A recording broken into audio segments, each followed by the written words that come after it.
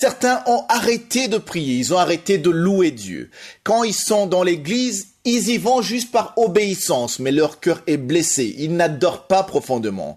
Si tu es dans cette situation, j'aimerais te dire que c'est ce que Satan veut. Il est très content quand tu es abattu, il te met en colère contre Dieu. Quand tu n'arrives plus à prier, quand tu n'arrives plus à adorer je suis, il est content. Parfois, Satan n'arrive pas à te pousser dans le péché, mais il va faire en sorte que tu arrêtes de prier, en te disant que ça ne sert à rien. Depuis le temps que tu as prié, il n'y a rien qui arrive, il n'y a pas de résultat. Alors tu dois arrêter de prier. Mais ça, c'est le mensonge du diable. Ne te lamente pas et n'abandonne pas Dieu et n'arrête pas d'aller à l'église.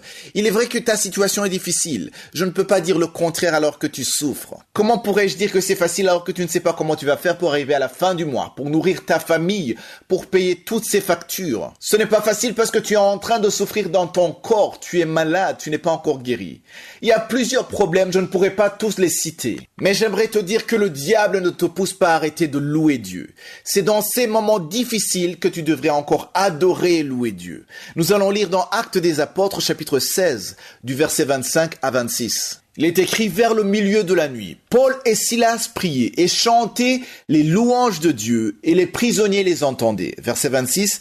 Tout à coup, il se fit un grand tremblement de terre, en sorte que les fondements de la prison furent ébranlés. Au même instant, toutes les portes s'ouvrirent et les liens de tous les prisonniers furent rompus. Paul et Silas étaient emprisonnés et enchaînés. Non seulement ils étaient dans une pièce enfermée, donc en prison, mais ils ne pouvaient pas marcher. Leurs pieds étaient liés, leur corps était blessé. C'est-à-dire qu'ils étaient en train de souffrir physiquement. Ils devaient rester dans une même position. Ils avaient été humiliés et frappés publiquement avant d'être jetés en prison. Ils avaient toutes les raisons d'être découragés et commencer à se lamenter. Mais au lieu de désespérer, la parole de Dieu nous dit qu'ils ont commencé à prier et à chanter les louanges de Dieu. Ils représentent parfaitement ce qu'un enfant de Dieu, un enfant réveillé doit faire dans les moments difficiles. Ils auraient pu se plaindre, se décourager, demander Dieu pourquoi il permettait qu'ils soient emprisonnés alors qu'ils étaient en train de servir et de prêcher l'évangile. Mais au lieu de ça, ils ont prié et loué Dieu. Beaucoup de personnes pensent qu'elles loueront Dieu quand tout ira mieux, quand les portes s'ouvriront, quand les problèmes disparaîtront. Mais Paul et Silas nous montrent une autre dimension de la foi. Louer Dieu avant même d'avoir la solution. Au verset 26, il est écrit « Tout à coup, il se fit un grand tremblement de terre, en sorte que les fondements de la prison furent ébranlés. Au même instant, toutes les portes s'ouvrirent et les liens de tous les prisonniers furent rompus. » Je ne sais pas ce qui te décourage aujourd'hui, je ne sais pas quel domaine de ta vie te pèse, ni quelle bataille tu traverses en silence. Mais je veux que tu saches une chose, Dieu a entendu tes prières. Alors n'arrête pas de louer Dieu, même au milieu de la nuit que tu traverses actuellement. Paul et Silas ont loué Dieu dans leur prison avant même que les portes ne s'ouvrent. Et au moment fixé par Dieu, les chaînes sont tombées, les portes se sont ouvertes. De la même manière, Dieu est capable d'intervenir dans ta situation au moment où tu t'y attends le moins.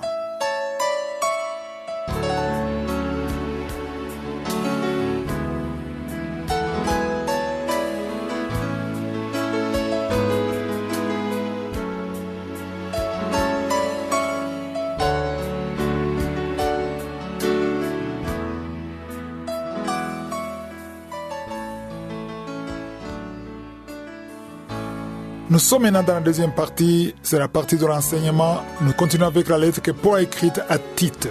Hier lundi, on a commencé le deuxième chapitre. Je vous ai dit que même s'il semble contenir peu de versets, ce chapitre renferme beaucoup de choses très importantes pour nous inspirer.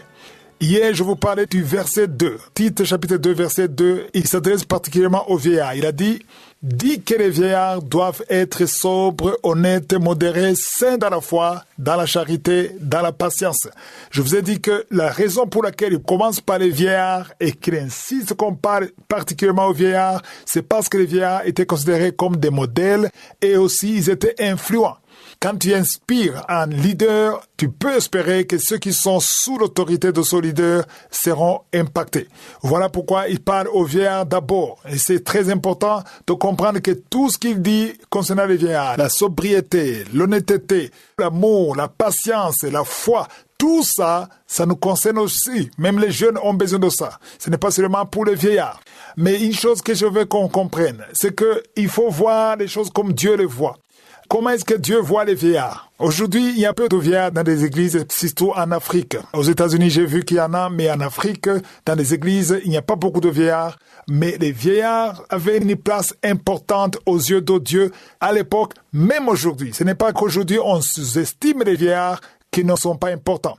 Parce que j'ai vu que les vieillards qui sont respectés, ce sont les vieillards qui ont les moyens, qui sont riches. Mais si un vieillard n'a pas étudié, il n'a pas les moyens, j'ai vu qu'il n'est pas respecté aujourd'hui. Malgré ses cheveux blancs, il n'est pas respecté. Mais Dieu tient beaucoup au respect pour les vieillards. On va voir ça dans la Bible. Job chapitre 12, verset 12. Il est écrit, « Dans les vieillards se trouve la sagesse et dans une longue vie, l'intelligence. » Donc, c'est comme ça que Dieu voit les choses. Il faut voir les choses comme Dieu les voit. Donc, il dit que dans les vieillards se trouve la sagesse. La sagesse vient surtout de l'expérience de la vie, de la maturité. Il a vu beaucoup de choses.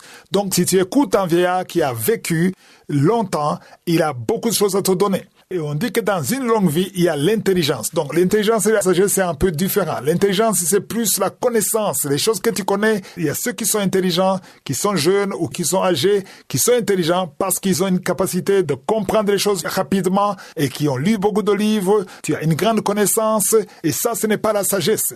La sagesse est différente de la connaissance. La sagesse, c'est la capacité de décider, de prendre des décisions selon la pensée de Dieu. Quelqu'un qui est sage, il dégage la patience, il dégage la maturité.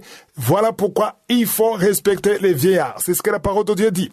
Si vous lisez dans Lévitique, ici on retourne dans la loi de Moïse. Lévitique chapitre 19, verset 32. Là c'est très clair. Il est dit, « Tu te lèveras devant les cheveux blancs et tu honoreras la personne du vieillard. Tu craindras ton Dieu, je suis l'Éternel. » Donc ça veut dire que quand tu vois un vieillard, à l'époque de Moïse, quand tu vois un vieillard, tu te lèves, un signe de respect.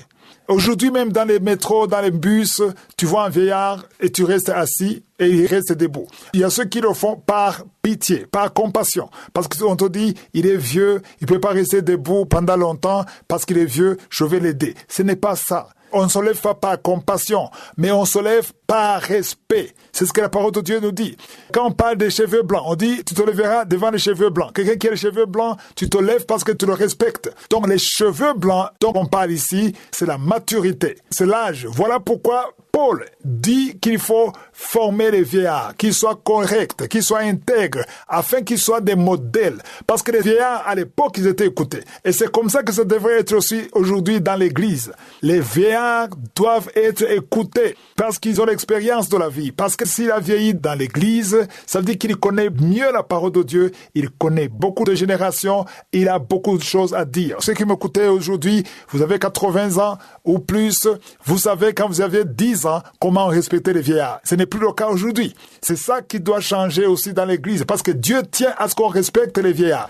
1 Pierre 5, verset 5, Pierre s'adresse aux jeunes et il dit qu'ils doivent se revêtir de l'humilité et surtout qu'ils soient soumis aux anciens. Donc Dieu tient beaucoup à ce qu'on respecte les anciens, les vieillards, et qu'on les prenne comme des modèles. Quand les vieillards sont respectés dans l'Église, ça touche le cœur de Josue et il est content parce que ça fait partie de ses principes. Si Josue le veut, on va continuer à en parler dans 44 de demain. Passez une bonne journée.